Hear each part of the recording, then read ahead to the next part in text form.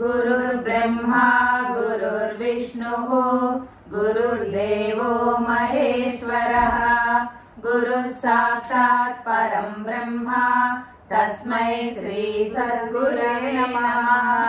विद्यामूलं गुरुपदं ध्यानमूलं गुरोर्मूर्तिः मोक्षमूलं गुरोर्वाक्यं तस्मै श्री सद्गुरवे नमः।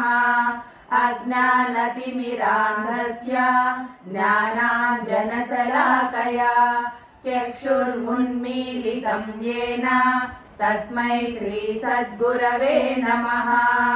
अखण्डमण्डलाकारं व्याप्तं येन चराचरं तत्पदं दर्शितं येन तस्मै श्री सद्गुरवे नमः।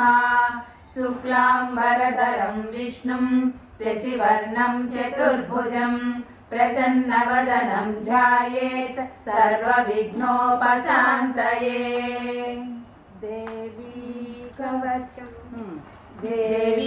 कवचम् ॐ अस्य श्रीचण्डीकवचस्य ब्रह्मा ऋषिः अनुष्टुप् छन्दः श्रीचामुण्डा देवता अङ्गन्यासोक्तमातरो बीजं दिग्बन्धदेवतास्तत्त्वं श्रीजगदम्बा प्रीत्यर्थे सप्तशतीपाठाङ्गत्वेन जपे विनियोगः।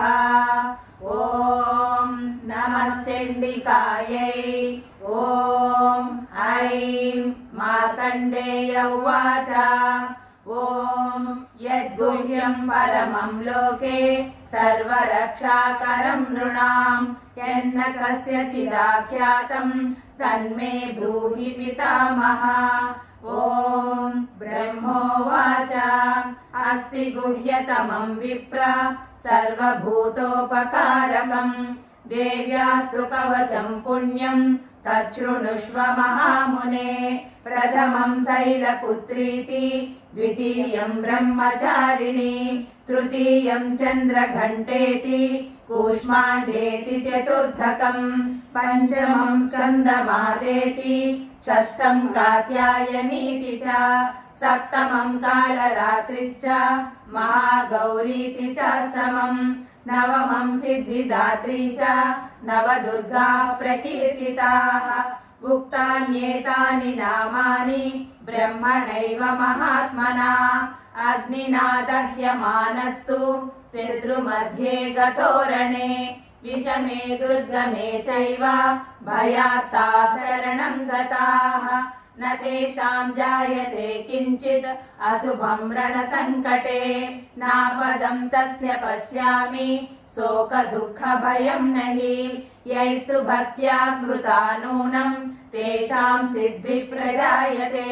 प्रेतसंस्था तु चामुण्डा वाराही महिषासना ऐन्द्री गजसमारूढा वैष्णवी गरुडासना माहेश्वरी वृषारूढा कौमारी सिकिवाहना ब्राह्मी हंससमारूढा सर्वाभरणभूषिता नानाभरणशोभाढ्या नानारत्नोपशोभिताः दृश्यन्ते रथमारूढा देव्याः क्रोधसमाकुलाः शङ्खं चक्रं गदां शक्तिं हलं च मुसलायुधं खेटकं तोमरं चैव परशुम्पासमेव च कुन्तायुधं त्रिशूलं च शाङ्गमायुधमुत्तमं दैत्यानां देहनाशाय भक्तानामभयाय च धारयन्त्यायुधानीर्थं देवानां च हिताय वै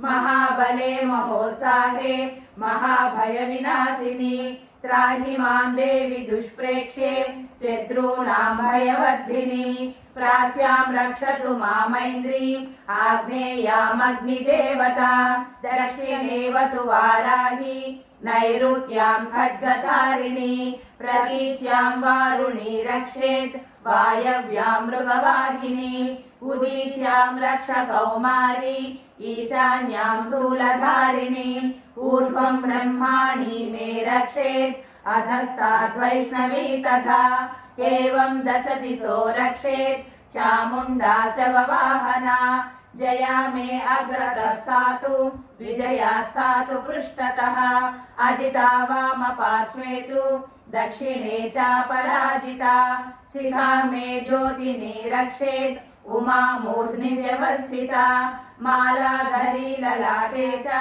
भ्रुवौ रक्षेत् यशस्विनी त्रिनेत्रा च भ्रुवोर्मध्ये यमघण्टा च नासिके शङ्खिनी चक्षुषोर्मध्ये श्रोत्रयोर्द्वारवासिनी कपोलो कालिका रक्षेत् कर्णमूले तु शङ्करी नासिकायां सुगन्धा च उत्तरोष्टे च चर्चिका अधरे च अमृतकरा जिह्वायां च सरस्वती दन्तान् रक्षतु कौमारी कण्ठदेशे तु चण्डिका घण्टिकां चित्रघण्टा च महामाया च तालुके कामाक्षी चिबुकं रक्षेत् वाचा मे सर्वमङ्गला ग्रीवायां भद्रकाली च पृष्ठवंशे धनुर्धरी नीलग्रीवा बलिकण्ठे नलिकां नलकूबरी खड्गधारिण्युभौ स्कन्धौ बाहू मे वज्रधारिणी हस्तयोर्दण्डिनी रक्षेत् अम्बिका चाङ्गुलीस्तथा नखान् शूलेश्वरी रक्षेत् कुक्षौ रक्षेन्नलेश्वरी स्तनौ रक्षेन्महालक्ष्मीः मनःशोकविनाशिनी हृदये ललिता देवी उदरे शूलधारिणी नाभौ च कामिनी रक्षेत् गुह्यं गुह्येश्वरी तथा कट्यां भगवती रक्षेत् जानुनी विन्ध्यवासिनी भूतनाथा च मे ब्रह्मे ऊरू महिषवाहिनी जङ्गे महाबला प्रोक्ता सर्वकामप्रदायिनी गुल्फयोर्नारसिंही च पादौ चामिततेजसी पादाङ्गुली श्रीर्मे रक्षेत् पादादस्थलवासिनी नखान्दंष्ट्रा कराळी च केशांश्चैवोर्ध्वकेशिनी रोमकूपेषु कौबेरी त्वचं वागीश्वरी तथा रक्तमज्जावसा मांसान्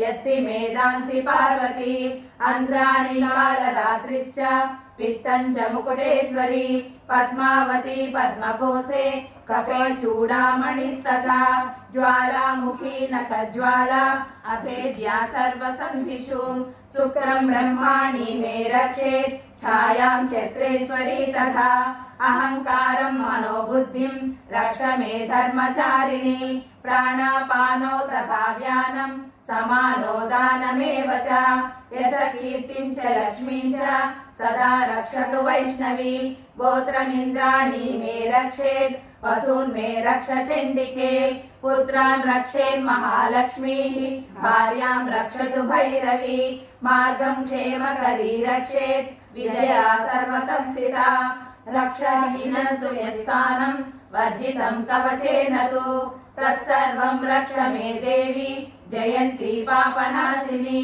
पदमेकं न गच्छेत्तु यदि चेत् शुभमात्मनः कवचेनावृतो नित्यं यदा यत्राधिगच्छति तत्र तत्रार्थलाभश्च विजयः सार्वकामिकः यं यं कामयते कामं तं तं प्राप्नोति निश्चितं परमैश्वर्यमतुलं प्राप्स्यते भूतले पुमान् निर्भयो जायते मर्त्यः सङ्ग्रामेष्वपराजितः त्रैलोक्येषु भवेत् पूज्यः कवचेनावृतः पुमान् इदं तु देव्याः कवचं देवानामपि दुर्लभम् यः पठेत् प्रयतो नित्यं त्रिसन्ध्यं श्रद्धयान्वितः दैवी कला भवेत् तस्य त्रैलोक्येष्वपराजितः जीवेद्वर्षशतं साग्रम् अपमृत्युविवर्जितः नश्यन्ति व्याधयः सर्वे लूता विस्फोटकादयः स्थावरं जङ्गमं वापि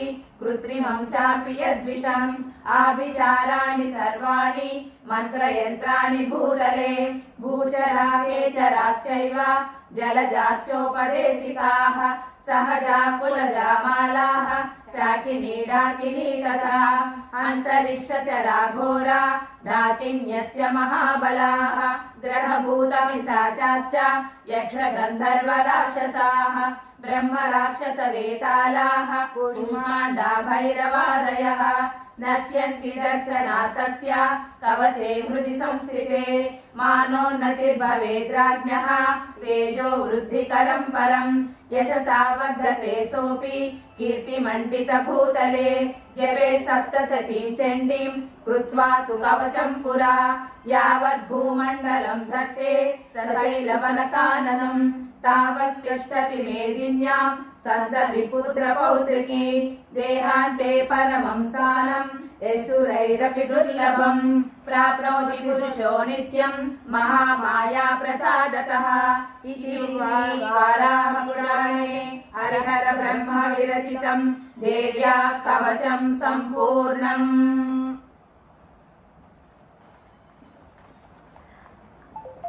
ॐ सर्वमङ्गलमाङ्गल्ये शिवे सर्वार्थसाधके शरण्ये त्र्यम्बके गौरी नारायणि नमोऽस्तुते। ॐ शरणागत दीनार्थ परित्राणपरायणे सर्वस्यापि हरे देवी नारायणि नमोऽस्तुते।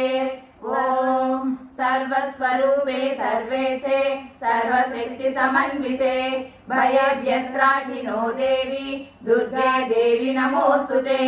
ॐ मङ्गलं गुरुदेवाय महनीय गुणात्मने सर्वलोकशरण्याय साधुरूपाय मङ्गलं निधये सर्वविद्यानां विषजे भवरोगिणां गुरवे सर्वलोकानां दक्षिणामूर्तये नमः।